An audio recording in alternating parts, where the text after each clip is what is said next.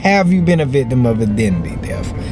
I have. Recently, in the middle of the pandemic, I had somebody steal my identity. My husband experienced a data breach on his cell phone. The hackers took over my email account, which was connected to my Facebook group. They wanted a ransom for my files. We both went into full panic mode. We didn't know what the steps were, who to talk to. No kind of protection, no kind of help. It was so stressful, I could barely sleep at night. A friend came to me and told me about Allstate Identity Protection. Having something like Allstate Identity Protection in place just makes you feel like you have somebody on your team ready to take care of you at a moment's notice. They have the knowledge, they have the resources, and they have the teams that can take care of everything for me.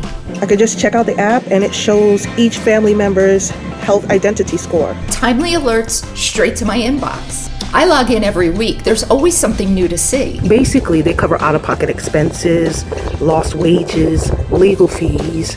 They're available 24/7 if something does happen. Try it out. If you don't like it in 30 days, just cancel it.